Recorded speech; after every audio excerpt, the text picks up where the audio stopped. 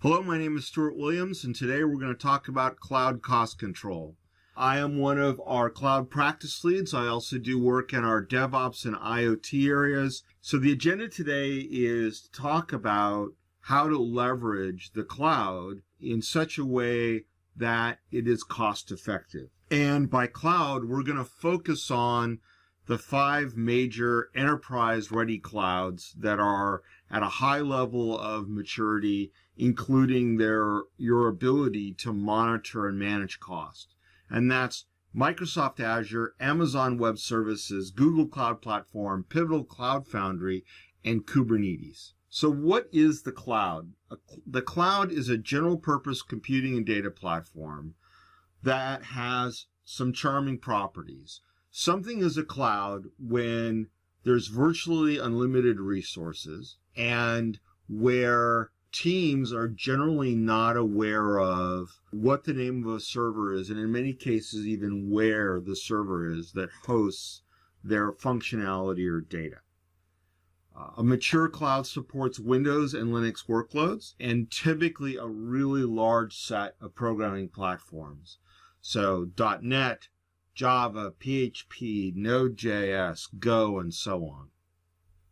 They typically offer different hosting types. So infrastructure as a service, which is sort of traditional data center hosting in the form of networking, virtual machines, and so on.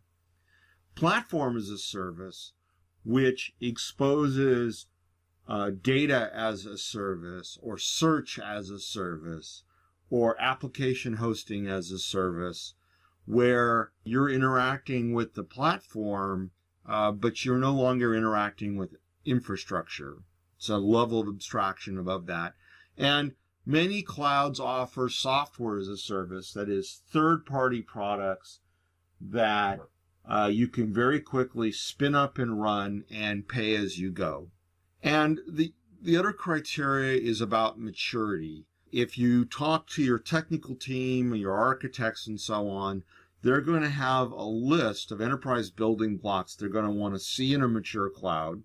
And as business owners, you're going to want to see a large capability of third-party components and services that you can leverage in bringing solutions to the market very, very quickly. Okay, let's dive into some cost control specifics. You can't manage what you can't measure. So the first thing is to know how much you spend. And on the surface, that seems like somewhat shallow advice, but it transpires that if you set up your cloud environments in ways that are monolithic or opaque, then it's very hard to get the cost breakdown you want in terms of separating it into business units or tenants or environments or software projects or divisions or whatever level of granularity you want to manage your spend at. And I would say that you would definitely want to be able to focus on getting your spend all the way down to a specific application system so that you know the total cost of ownership of that system in a realistic way. And some things to help you do this are provided by the vendors. Vendors typically in the cloud offer a variety of instancing, provisioning, separation of environments so that all you have to do is make sure that your technology teams leverage those and that you come up with a rational, insane way of segregating resources you put into the cloud. And that includes having a decent set of naming conventions. By the way, for the same vendor offering the exact same service, let's say database as a service, different data centers offered by that same vendor will be at different price points. So when you're considering the overall total cost of ownership among considering, where your data center needs to be to, for example, comply with GDPR, or in terms of the best latency for your end users or whatever, you should also consider that within that geographic region, there may be a choice of data centers and the pricing may or may not vary between them. And the other thing is that on a per application system basis, it's really important to understand which applications are good custodians of cloud resources and which ones aren't. We've seen cases where in migrating and modernizing an application to be a better custodian of resources, we've seen enormous cost savings that go along with that. And the trade-off is that those cost savings are effectively forever, and at some point you'll pay off the cost of having done the performance tuning. There are a lot of technical strategies for this, fixing things that leak memory, looking at applications that fetch enormous chunks of data they never use. One of the hidden costs that we see all the time is if you have a hybrid scenario where you have traditional data centers and you have cloud resources, and you're moving a lot of data between the cloud and the data center and back, just know that cloud vendors charge for movements of data across sort of their boundary. If that is a business necessity, then finding out how to optimize that by reducing the number of bits that go on the wire or the frequency or both can be a cost savings area. The other thing is that that's I think underappreciated is that not everything needs to run 24 hours a day, 7 days a week. A lot of business systems do, but reporting tools and certain kinds of analytic pipelines, resources that only run at month end or at quarter end or periodically, like once a week. If you can segregate your business function for the things that need to run all the time from the things that only run occasionally, and then shut off the ones that only need to run occasionally and have them spin up whenever they're needed and spin down when you're done with them, you can save a surprising amount of money. And one of the things that happens in cloud a lot is that you will do a deployment to a staging area or whatever. You'll roll that forward to production. After a few days, reclaiming those resources can save some money. The other thing that the cloud offers that you can do in the data center, but it's very, very hard, is this idea of auto-scaling. So if we look at a typical application profile, what we see is it gets a lot of use during the business day. Let's say you have a website for your business customers. So if you have business customers, say, across the United States, you might start to see activity pick up about 6 a.m. or 5 a.m. Pacific time, and you'll see workloads starting to trail off about 10 to 12 hours later as the evening goes through, and then overnight there's typically a significant dip in the number of users, especially for business apps.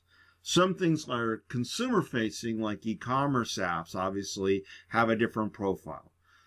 But one of the things that auto-scaling gets you is that if you're paying for what you use, that as load picks up, the cloud can add resources for you so that the users get a good user experience, or that your systems are handling the transactions from integrating with your partners and so on.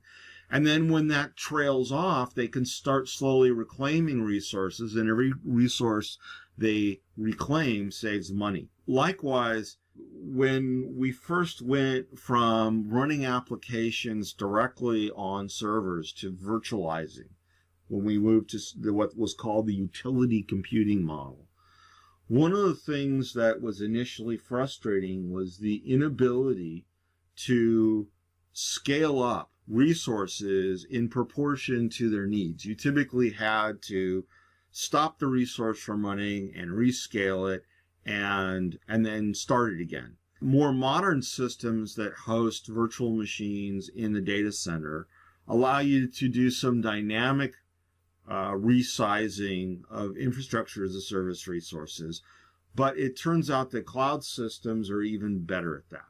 And so if you have scenarios where scaling out using auto-scaling necessarily doesn't solve your problem, where where you have bursty loads or things that are very compute or query intensive, you should see if your cloud vendor has a way of helping you deal with that by scaling vertically in response to how much compute you need. Here's a pro tip that people don't often think about. Storage is cheap. And so when we're trying to optimize costs, we typically don't think about it except in terms of compliance and data retention and the ability to have business continuity. But it turns out that cloud vendors often offer 3 tiers of storage pricing, ranging from red hot, very fast response times, very low latency, all the way to cold but very cheap storage. Consolidate. So I have a warning about consolidation, because this is probably the first thing that a lot of folks think of when they're looking to save cost in the cloud. The downside to consolidation is this. If you consolidate, to some degree, you lose the granularity of measurement and you lose the granularity of management.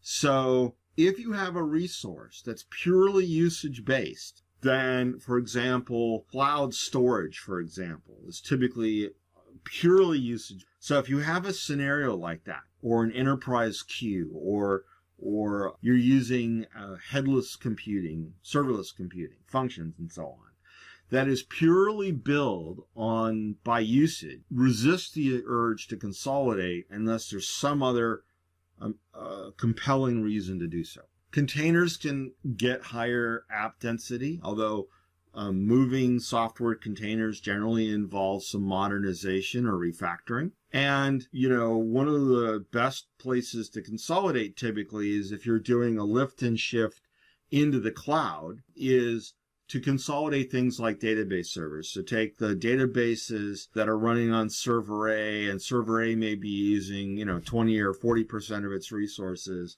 and move them on to server B and try to get the best utilization from each of your IaaS instances that you can, that still meets your business requirements. By the way, most cloud vendors and a ton of third-party companies offer tools to help you figure out if it's worth it or not to do the consolidation. And the tools will generally also warn you if you're consolidating something that maybe shouldn't be consolidated. Don't use deprecated features. First and foremost, there's a reason the vendor deprecated them. And generally it's because they are inefficient, or usually because they have security vulnerability. And this can be cost impactful in a bunch of different areas.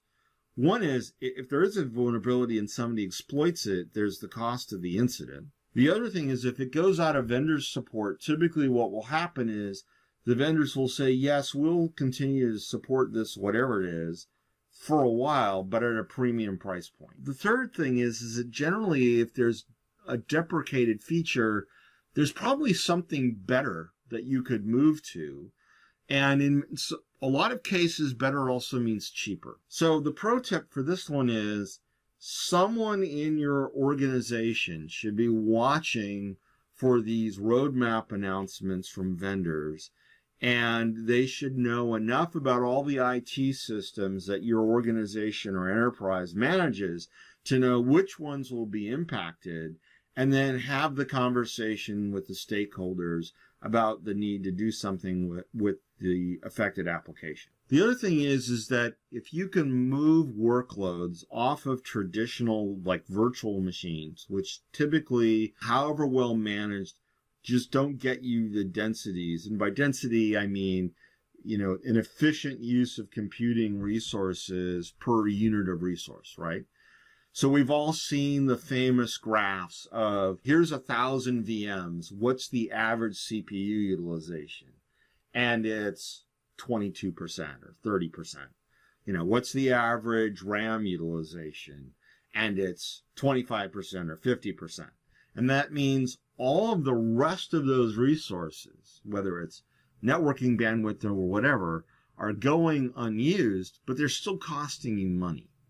So one of the things that we advise people to try to do, especially with workloads, Obviously, you can't really do this with databases, but with workloads, try to move them onto platform as a service, whether that is the native app hosting like Azure App Services or Amazon Vine or Google App Hosting, or move them into containers like Kubernetes or our favorite Pivotal Cloud Foundry. You'll get much better densities typically. You'll get a lot of other benefits to the business, including some more agility, and you'll get superior scalability and high availability options than you would otherwise. Consider caching. Caching is one of those optimizations that, unless you have a significant performance problem that is impacting customers, whether those are your own internal customers, or they're your partners out in the world, or your customers out in the world,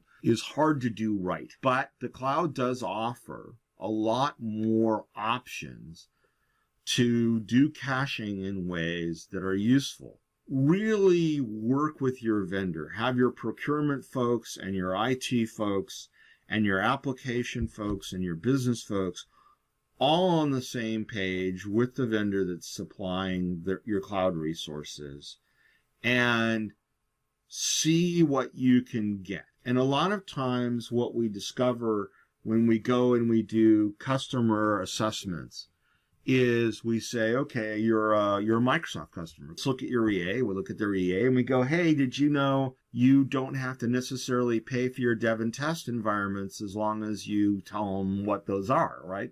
As part of your contract, they're actually going to throw those in. A lot of times you'll see that they have credits for R&D or pilot programs, and you don't have to pay for that.